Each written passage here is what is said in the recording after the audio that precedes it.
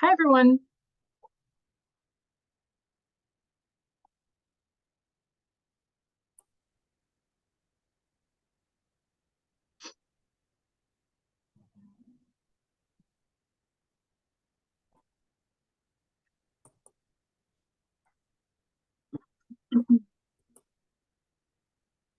Welcome, welcome.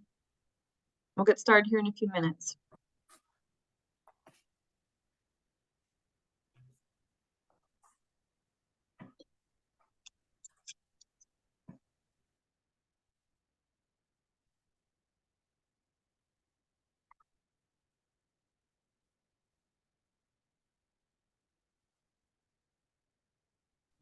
Hey, Gates, Nick. Can you hear me? Hey, how are you? Thanks for being here. Good. No problem. All right, good. How are you? Good. I'm on the road, so I'm going to leave you off camera so you don't see my head just bob up and down. That sounds good. Okay. The audio is good for you, though, considering you're on the Okay. road. Perfect. Good. Yeah, I have my AirPods. I should be good to go. Okay, So, awesome. I'm just taking note of who's here. We do have this recorded, though, so if anyone can't make it, I'll be able to share that.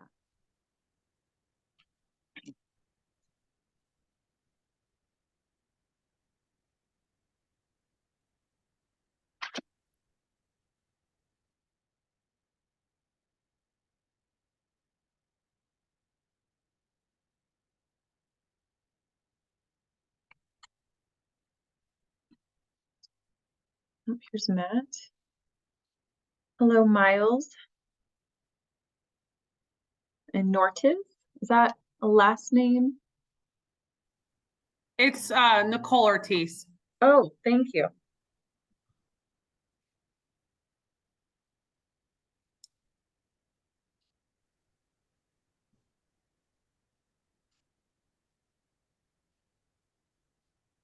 Okay.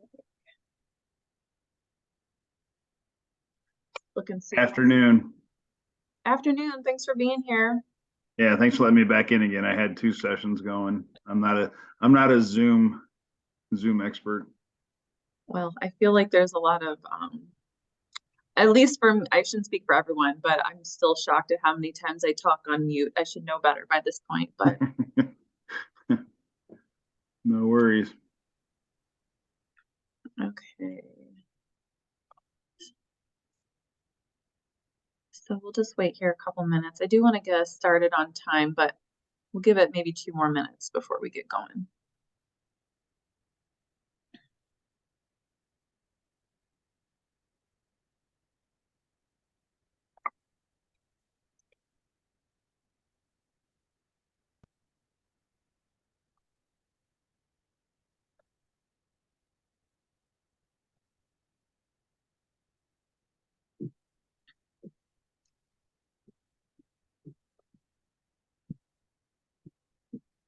Has everyone been enjoying this spring-like weather or summer-like weather?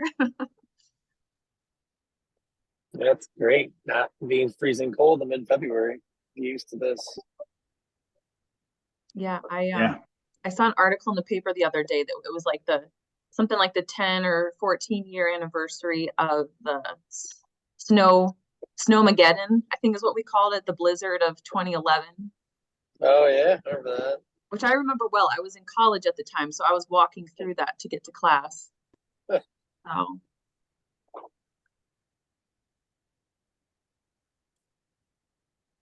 welcome, Jason. Okay. I'm toggling back and forth here, taking some attendance. Okay, Matt and Nick, it's a minute after 3. Do you want to get going or wait a minute? Are we missing a bunch, or how are we doing attendance? 1, 2, 3. We're missing 5 people. Is my video feed looking crazy to anybody else? Yes. What's Yeah. happening? That's madness. Oh, we got one more. It looks like an old Oil VHS and tape Green. gone bad. All right, well, that's the end of that story. I like that picture though. That's a good picture.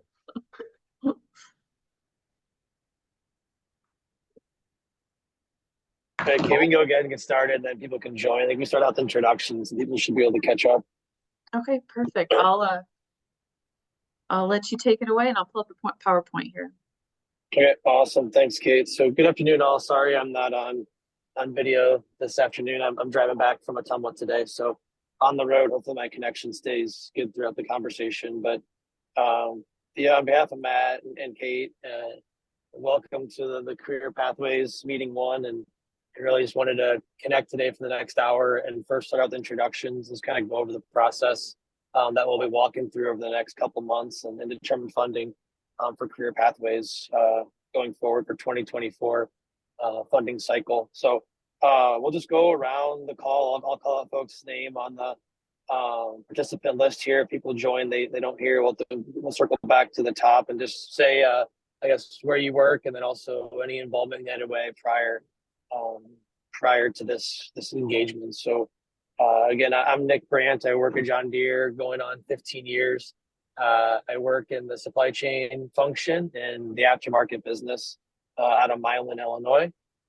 And I've been doing these funding panels basically all 15 years. I've been at John Deere and led the last 3 or 4 funding cycles. Looks like I see some familiar names from past cycles as well. And so before we go around each list, maybe Matt, you go next, and then we'll go down the list. Sure, I'm gonna try to fire up my video one more time, but my name's Matthew DeBishop. I work at Centric Credit Union. I'm gonna turn off the video because it's going crazy again, but I'm the Vice President of Human Resources here, and I've been the United Way campaign coordinator for 13 or 14 of those years, and in one way or another, I've volunteered or been involved with the United Way with some initiative, whether it's reading to children or the Day of Caring or something like that. So Marcy asked me to get involved. Marcy Zog asked me to get involved with this year, and I'm very excited to be a part of making sure that those dollars that employees and the community is giving is getting that the best return on investment for our community as possible. So I'm excited to work with all of you, and it's a pleasure to be with some like-minded people that really value giving back to their community. So thank you. Now, Thanks, Matt. I guess, Kate, you want to go introduce yourself? Sure. I'm Kate Horberg. I'm with United Way, so I won't be part of the decision making here, but I will be here to facilitate and just be a support to all of you. And just so thankful to be a part of this as well. I'm going to echo what Matt had to say. I'm excited to be a part of this for the first time, and yeah, just to give back to the community and also get to know all of you.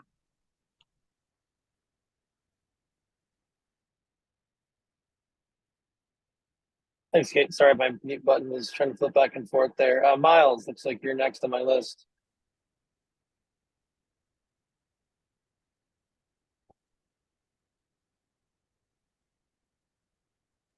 Oh, your audio isn't working for me, Miles. Is it working for everyone else? I can't hear him either. Okay. nope.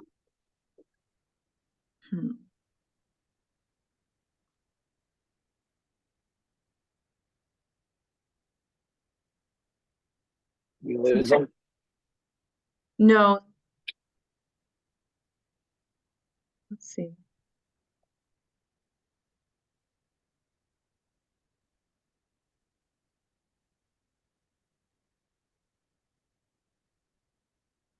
No.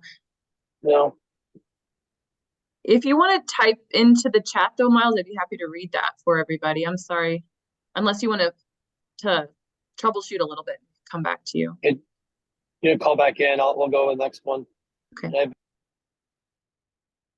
Hey there, Ed Farwell. I work for John Deere. I'm at Harvester Works actually. Today I'm working from home. So I've been active with United Way at work for a great many years, pre-COVID and then a little bit after COVID.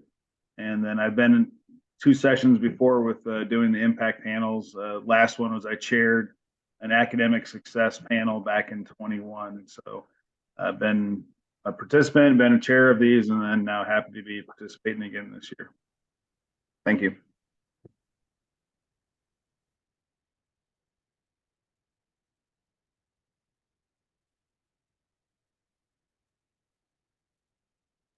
Hey, Jamie, I'm sorry, I was on mute. Jamie, you're next on my list.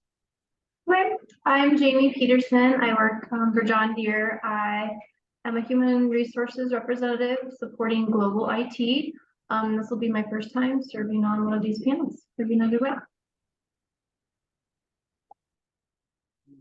Looks like Jason.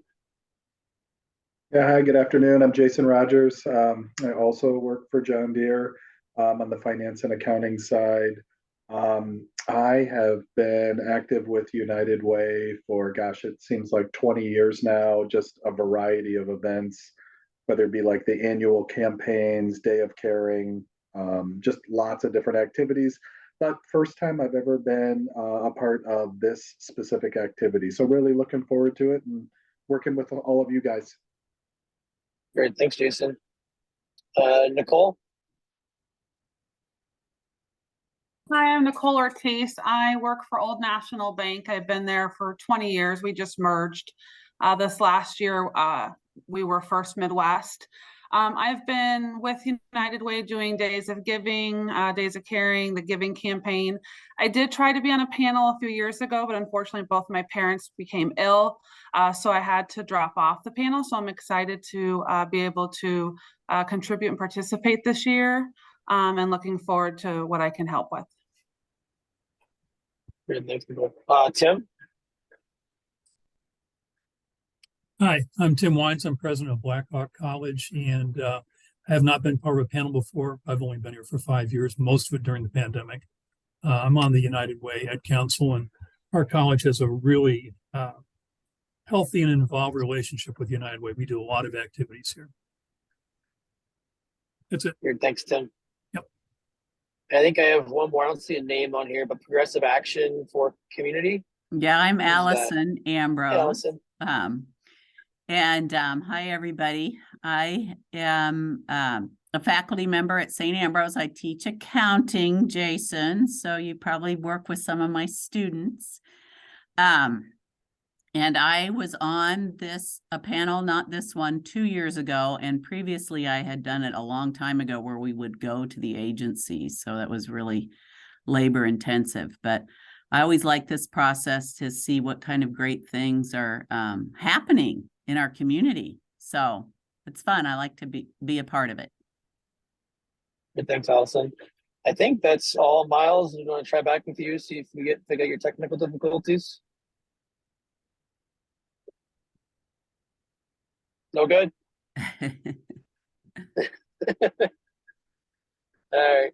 We'll Miles. press forward for sake of time. Thanks, Miles, for giving it a go. I'm glad you can still hear us. So it sounds like we have a diverse group of folks and experiences and background where we work also with United Way. So look forward to working with you all and seeing all the good things happening in the community and making decisions going forward. So we'll move along the agenda and turn it over to Kate on kind of overview of the United Way process. Awesome. Thank you, Nick. So I'm going to give you some information that might be familiar to some of you. This is kind of the overview of the work we do at United Way to give you a little bit more context behind the grant process. And then we're also going to be talking about some changes we've made in this past year. So again, some of this might be familiar, but it'll be a good refresher. Okay. So United Way funds underneath 3 Rise United goals that we have. And those 3 goals each have a lever. So education, income, and health are our 3 goals and with levers attached. So of course, we're in the income space with this career pathways panel. The education bucket or goal has the goal to increase to 90% the number of students reading on grade level by 3rd grade. So you might have seen a lot of our work with Read United or other, schools or organizations looking at that 3rd grade reading level is big right now. And that's important because students who read on grade level by 3rd grade are 5 times more likely to graduate from high school ready for college or career. And then this is our area focus for this panel, income. And our goal as a United Way is to increase 20% the number of Quad Cities young adults who earn a living wage. Young adults who receive certification or graduate from college earn between $18,000 and $36,000 or more a year, giving them more capacity to save for the future, as well as the contribution that makes to our local economy. And then health is that 3rd big goal, and the lever is to increase by up to 95% the number of Quad citizens who report having reliable access to healthcare. We know that without healthy habits, a safe place to call home, or quality healthcare, it's hard to lead a productive life. So as you know, health, education, and income are all foundational to healthy, successful lives. So those are the areas where we fund our dollars.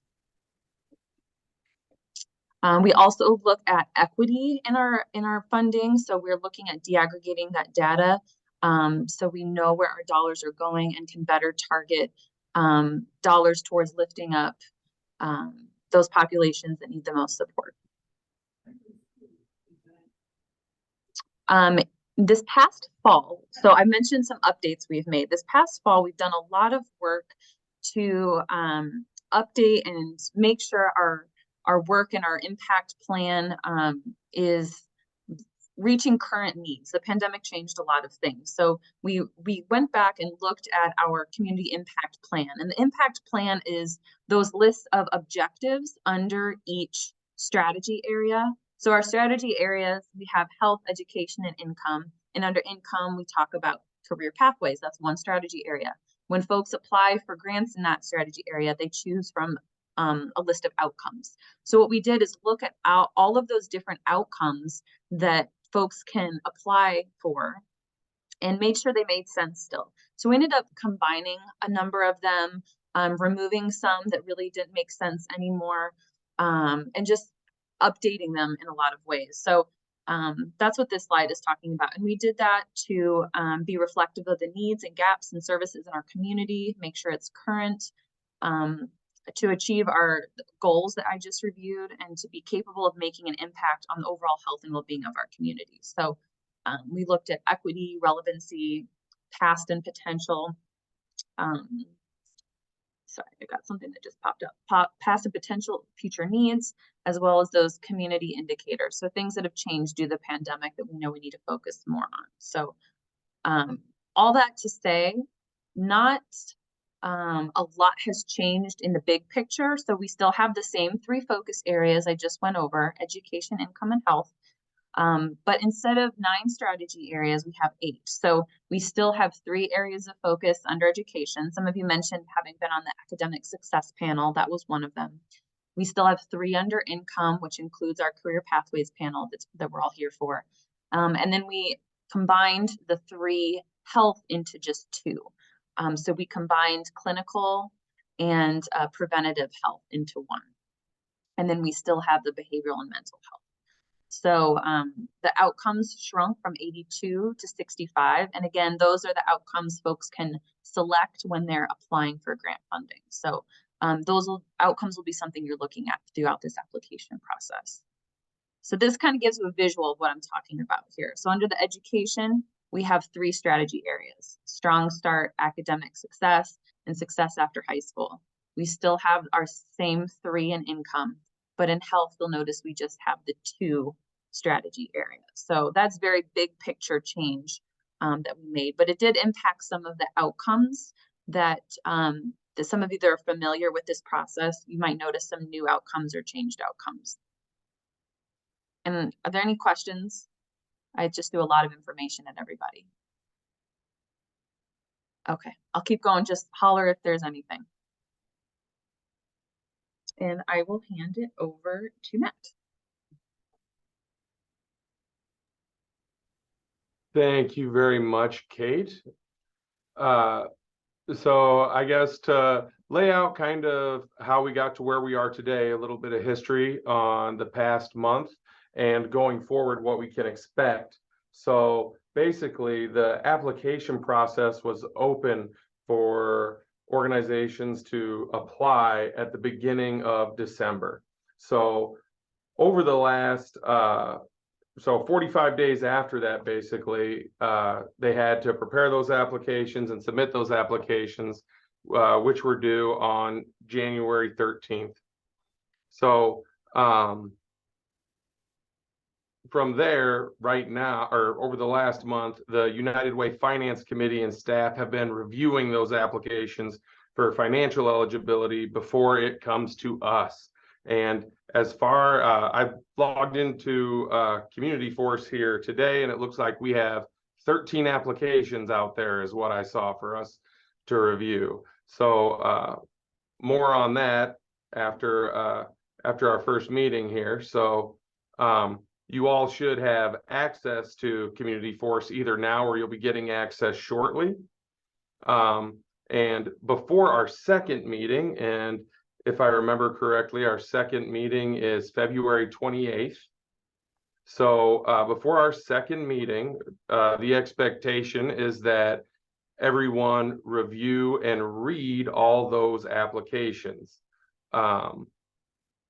and prepare for those upcoming presentations.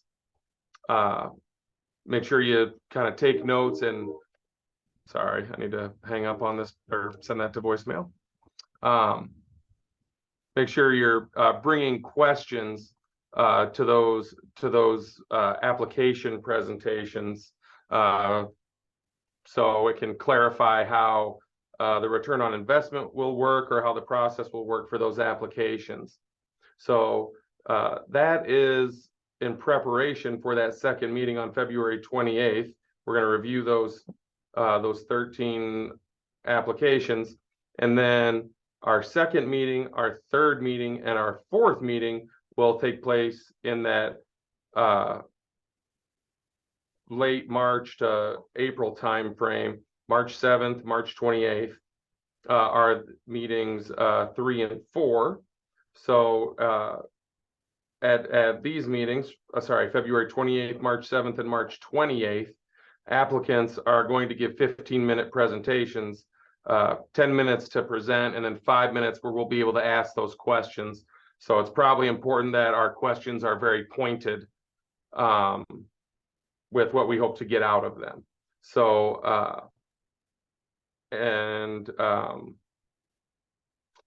from there,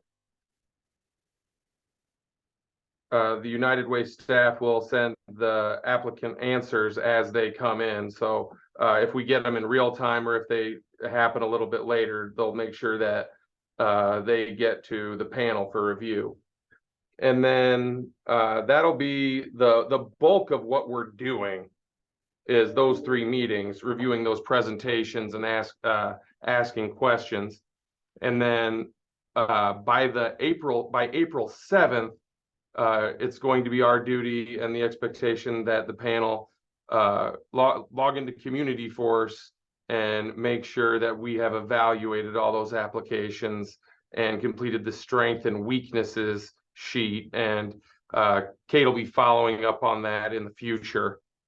We'll need to get those done for the applications by April 7th, because at our 5th meeting on April 18th, that's where we will collectively be discussing all the applications, discussing how we evaluated them, developing a rationale, and making our final recommendation to the United Way Board of Directors.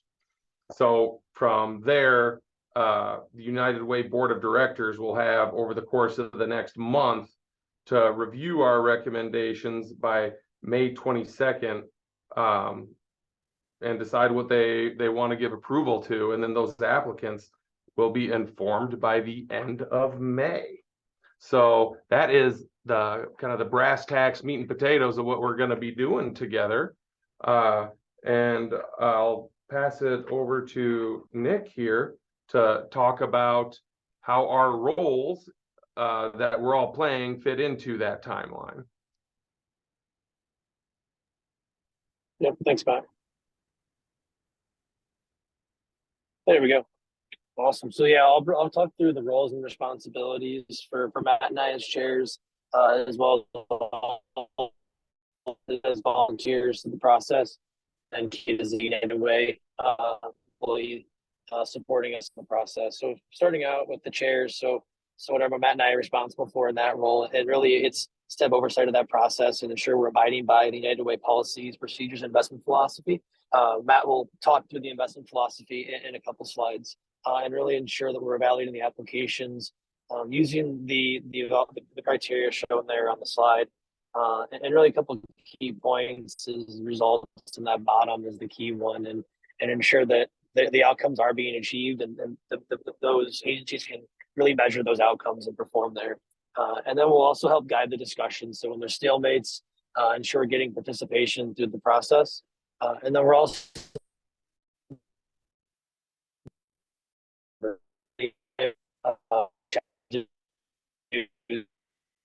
via email or phone call.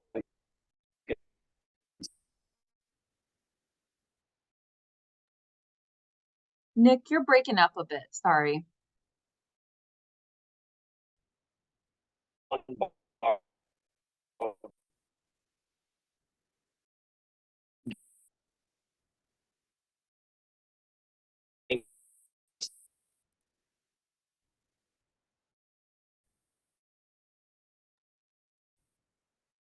You might be going through a dead zone or something.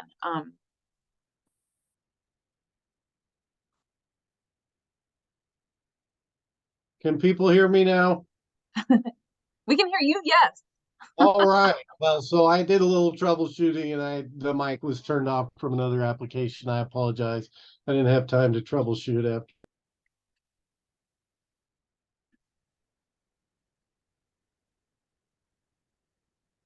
Okay. Nick, are you there? Otherwise I can step in.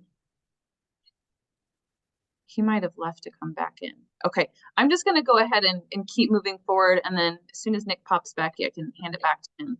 But I think he covered his this for you or for Nick and Matt. They're your co-chairs through this and are gonna be really leaders in guiding that decision-making process and discussion around funding decisions or recommendations. The panelist roles and responsibilities, that's all of you.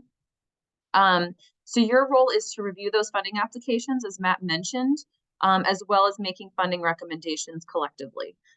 There's about 10 to 12 volunteers per each of our panels, including this one. So you'll go ahead and review those applications, listen to presentations, and then after you've listened to presentations and reviewed your applications, you will be doing some evaluation. So Nick is popping back in, and I'll hand it back to him. Nick, I was just starting to talk through this slide. I'll hand it back to you.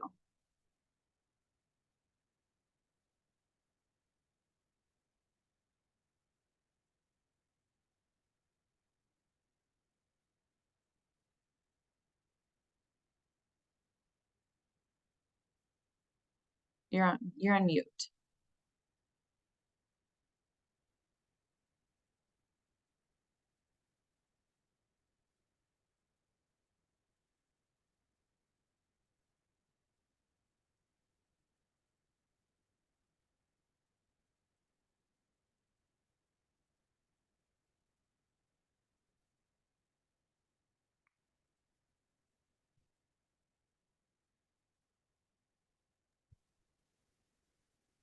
Katie, can you take it while we're waiting?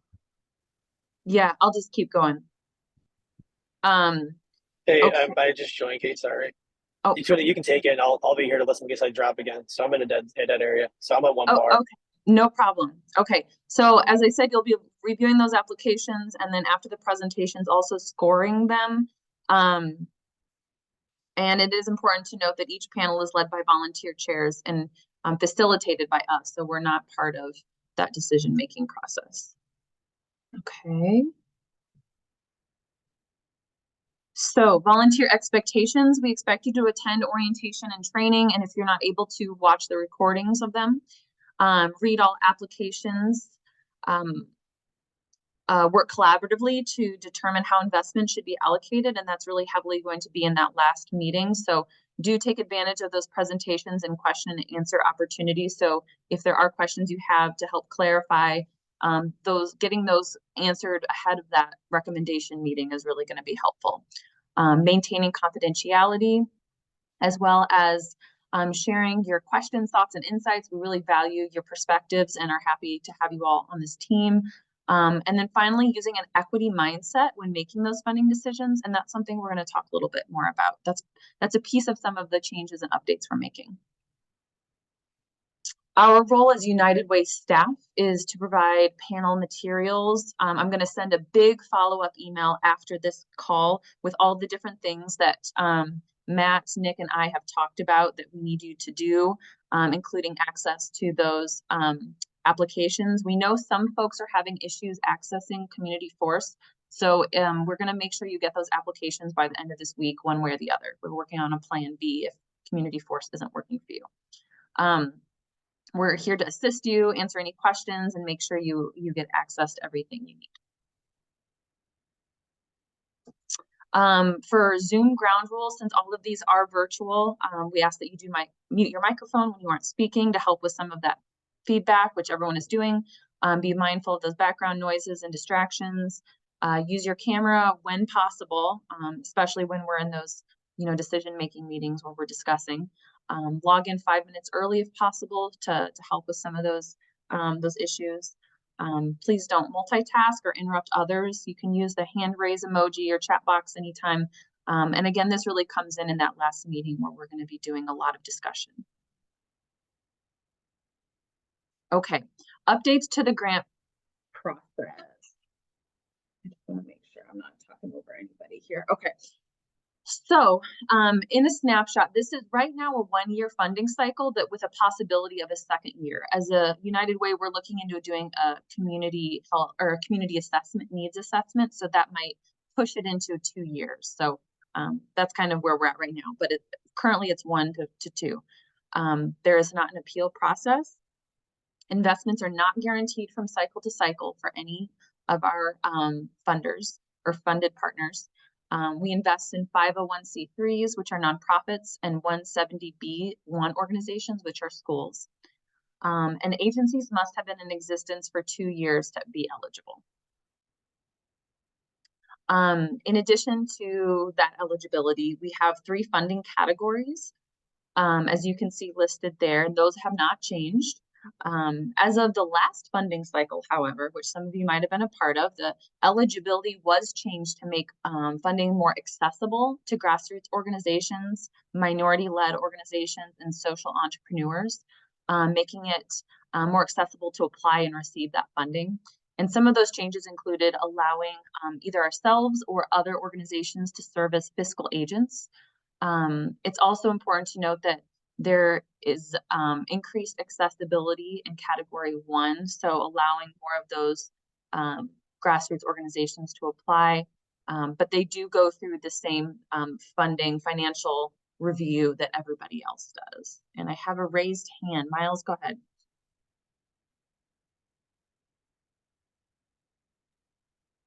I just had a question about the previous slide. In prior years when I have done funding panels, there was a big push to promote local startups and new community-led organizations, and I had not seen the minimum 2 years in existence. Is that so? Is that going to exclude some of those startups, or is there a different focus? That's a good question, and that is a piece of the eligibility that has not changed, actually. It's just something that really bubbled up as we were trying to make some of those things more accessible to folks. That was something that existed before, and because of our own, I don't know if it's liability or for our own organizational reasons, we had to leave that there for the time being. Good question. Okay, so that's where we're at with eligibility. Not much has changed, or nothing has changed this year in terms of eligibility.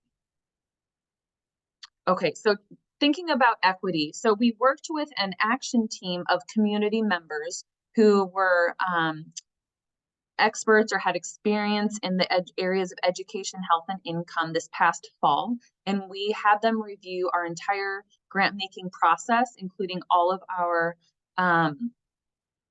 all of our guiding documents, such as our philosophy, our application, all of those different pieces. And they made a number of recommendations that we're moving into practice this funding cycle. So when we're talking about improving equity, we want to improve clarity and understanding by expanding definitions and expectations. So you'll notice in some of the application materials or your review materials, we have a lot more explicit use of what does collaboration mean? So when they answer that question on the application, and what does systems level change mean? So we have some shared definitions when we're looking at those applications. Also increasing transparency by making the evaluation criteria more visible. So you'll notice on the slide that Nick covered about the chair roles, there was those percentages. So those percentages were added to the application, so applicants know now exactly how questions are weighed. And you'll see that in your review materials as well. Showing a commitment to equity by focusing on those organizations serving vulnerable and marginalized populations, which includes those grassroots and minority-led organizations, and then reducing barriers to the application process and opportunity to serve on these panels by providing more support and resources. So we're trying to expand our reach into who we're recruiting to participate in this process as well. As I mentioned, that action team reviewed a number of our guiding documents. So we did make some changes that I'm going to touch on next.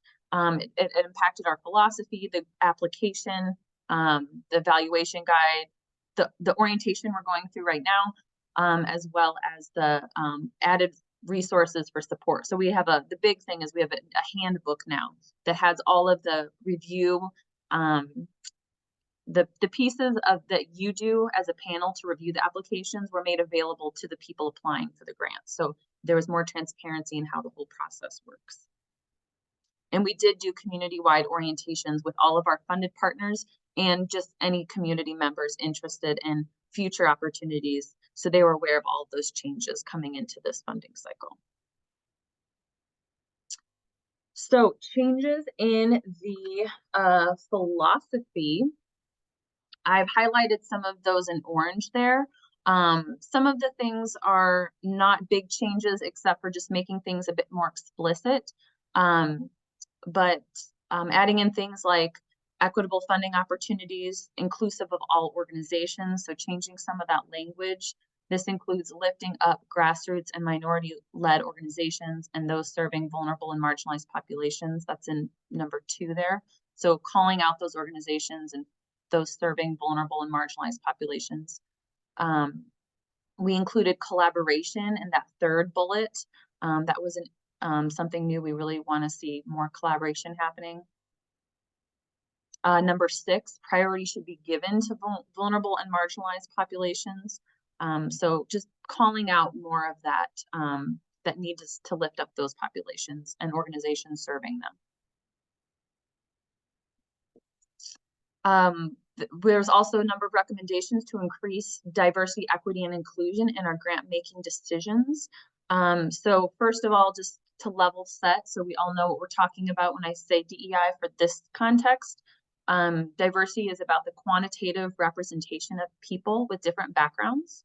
Inclusion is about the experience of belonging and meaningful participation in decisions that affect one's life or work. And equity is about the distribution of power and resources and ultimate outcomes on quality of work and quality of life measures. So that's why we're talking so much about equity in this process, because of the resources and power that we're able to provide through our grant process.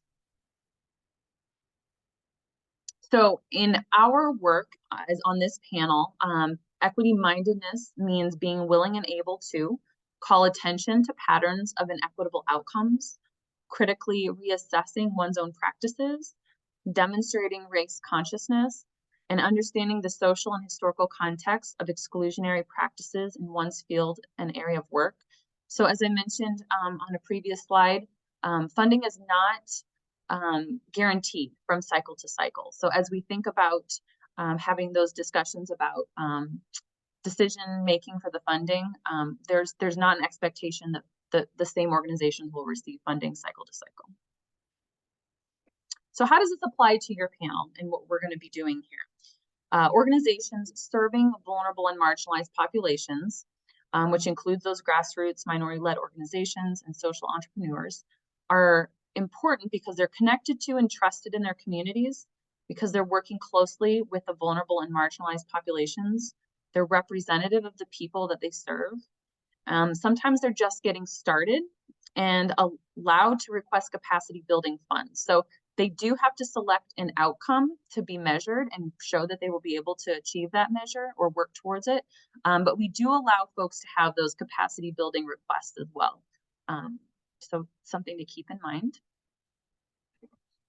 And just some examples of how to shift into that equity mindset as we have some of these conversations. Think about how an organization is reaching an outcome instead of who's been funded in the past. Consider if an organization has made a strong case for quality work instead of quantity. And notice who is identifying creative solutions to challenges instead of what has been done before. So these are just some of the shifts we're asking you to consider when you're having those recommendation discussions. This is also highlighting some of those changes in the philosophy document. This 40% there is highlighted, the application document. So those applying could see how different things were weighted. We also added several DEI focused questions in, and made some tweaks to existing questions like under results. So we're acknowledging that some organizations may not have had the capacity or have the experience working with outcome data and tracking. So we asked, instead of just how they intend to use outcome data, we also added, if your organization does not currently use data, describe your plan to begin collecting data. So that's much more inclusive for those organizations who are going to be starting to do that kind of work. Okay, I'll pause there. Any questions? Okay. So I'm going to show you a quick video. We do have a handbook that has a lot of this information outlined, and I'll be sending that to you via email. We also have a quick 7-minute video that I'm going to show you that covers how to review and score applications in Community Force. And this video will be available to you online. So if you need to come back to it, you can. So I'm hopeful that you will all be able to hear this, but someone please holler if you cannot.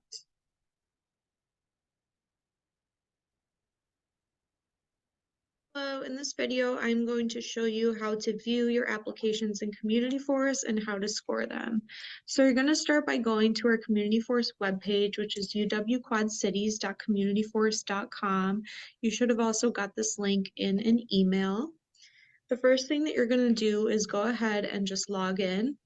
If you already had an existing account, if you volunteered in the past, then you can go ahead and just use that email and password that you created last time. If you are using a new email address, or if it's your first time volunteering for this opportunity, we have set you a temporary password to use. If you are unsure about your password, you can go ahead and click on Forgot Password to reset it and create a new one. So you're going to go ahead and log in, and you're going to be brought to this grants page. It's going to tell you what grants are available, the task name or the name of your panel, and the number of applications that you have to review. In order to get into the scoring, we're going to click on this FY24 Strategic Impact Investment Process link. Here you will see all of the applications listed. So we need to review 9 applications if I am on the Ed1 Strong Start panel in this example. So here we can see the name of the organization that applied, the name of the person who applied, as well as what date I assigned this to in the system, the percentage of the application that scored, the score you gave them, and then any scoring comments that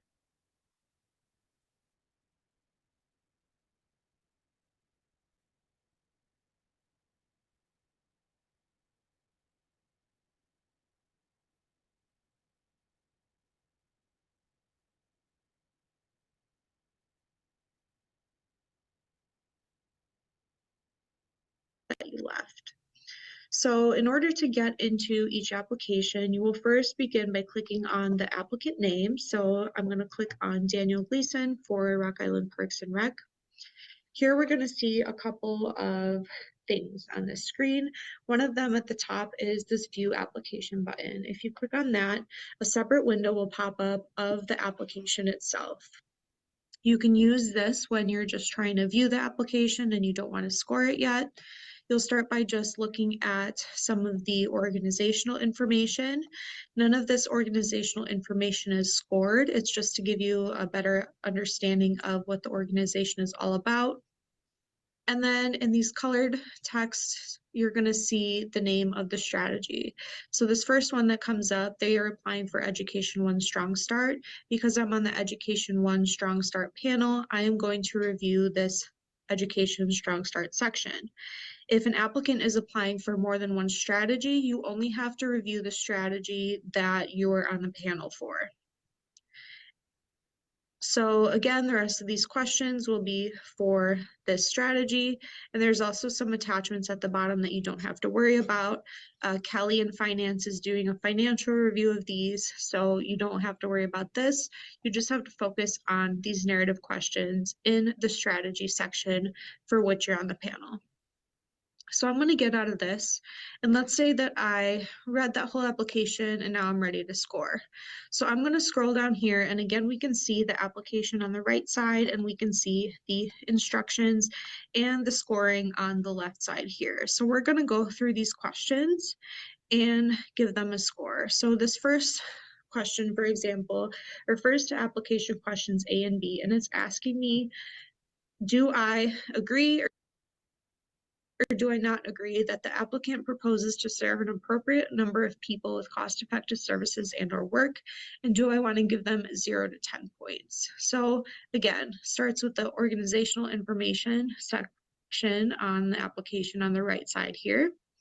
And then we get into this Education One Strong Start section for the strategy. We can see question A is what amount of funding are you requesting? It also includes the total budget and then the portion of the project that you were asking United Way to cover. And then it also includes question B, which is the number served and the dollar amount per person served. So after looking at all these, maybe I think that I do not agree with the statement that they're proposing to serve an appropriate number of people, so I give them 0. And again, you're going to go through all of these questions, whoopsies, and assign them a score. So you'll go down here, maybe I'll give them a 1, and just go through all of these questions, paying attention to which questions are listed. So this one, for example, has 3 questions. This one is just question J.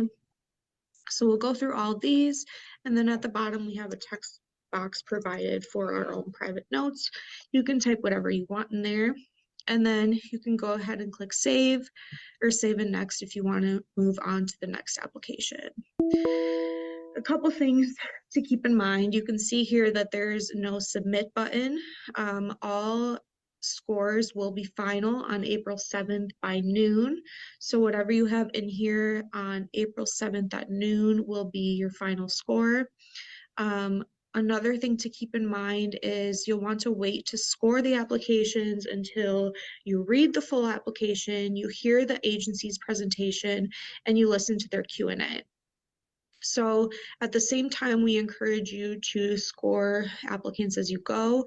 So after meeting 2, for example, maybe you had 3 agencies present, and we recommend that because you heard those 3 agencies present and you read their applications, that you score those 3 agencies immediately after the meeting so that you don't forget any information. And then I also just wanted to show another example of what I mean by looking at the strategy that you are assigned to. So because I'm on the Ed One Strong Start panel, again, this is another example of an application. We can see here that they did apply for Strong Start, but if I keep going, they also applied for Education 2, Academic Success. They also applied for Education 3. And if you keep going, you'll see the rest of the strategies they applied for, Income 2. So make sure you're just scrolling to the strategy for the panel that you're on and only reading that section. If you have any questions about navigating Community Force or need some assistance with your account, please do not hesitate to reach out to us. And thank you again for volunteering for this opportunity.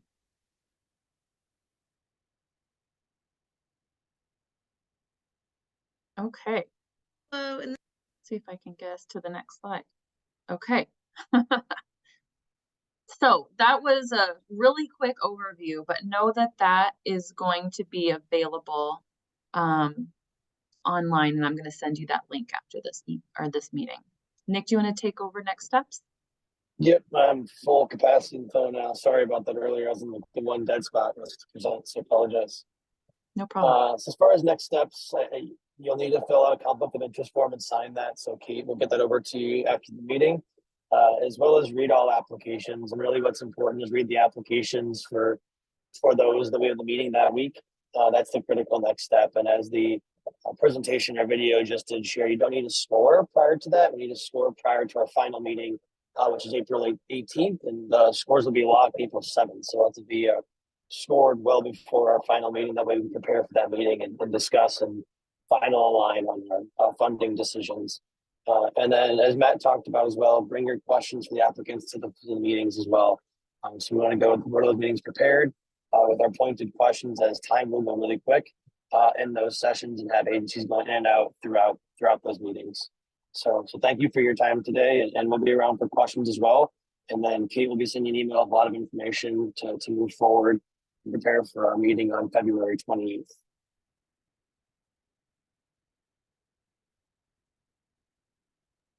Okay, we'll just open up the floor to any questions.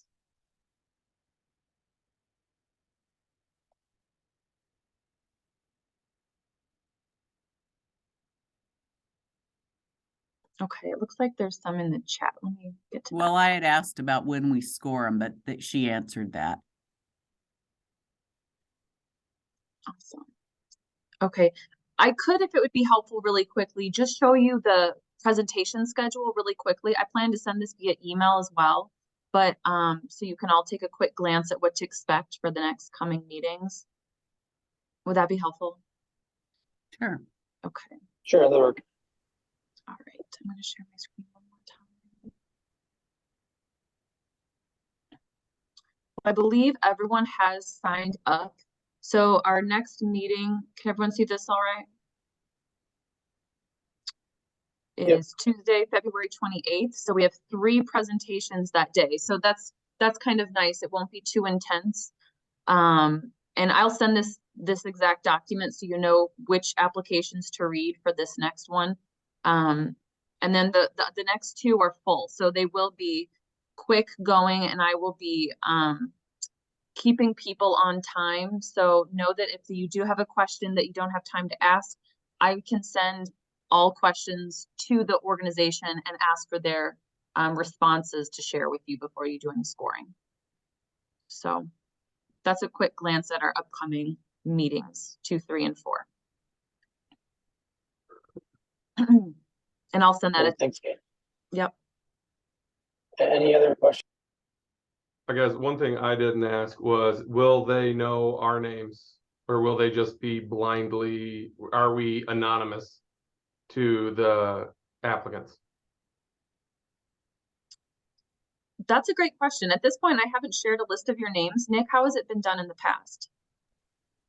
We'll change it up. So we haven't gone in front of the applicants more recently. Like back when I first started, we would go on site and they would see us. But this is my first go around with doing the virtual 15-minute session. So I'm not sure. I'll have to ask and see what we're planning on doing for everybody on our end. But at this point, they haven't been introduced to who their panelists are.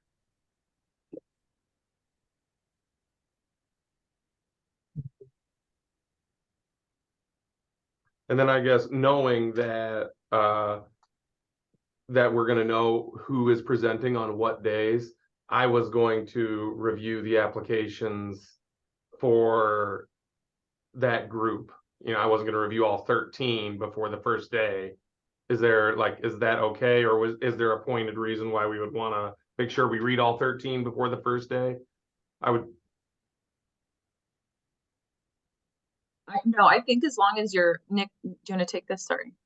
Yeah, I think as long as you're ready for the meetings that day, I think that's fine. Cool. I think it's a lot of reading material and everyone has their busy lives, right? So I think focusing on the meeting ahead is the most important one. And then I would recommend scoring pretty close to after. And then what I've always done is I've gone back and just making sure all your scores align, because you can see how you rated them all at the end, and making sure that your scores are all aligned, because you may be in a different mindset when you score one agency versus another based on the time you do it. And so that's kind of how I've personally managed it, and making sure that doing my tops reflect that in the scores that I did for them.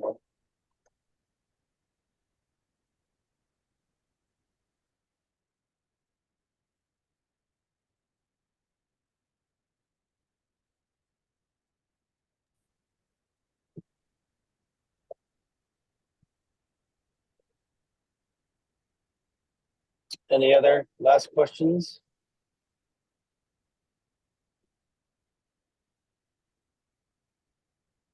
If not, I guess thanks all for calling in, and thank you for volunteering with United Way and being a part of the funding process. I know it takes a lot of time in these meetings as well as we're trying to prepare, but I know it's well worth it to get the right funding for our community, as well as I know I've personally learned a lot through the process. So it's been beneficial both for the community as well as yourselves, and learn about where our investment dollars go as community members. So thanks for the time, and have a good evening.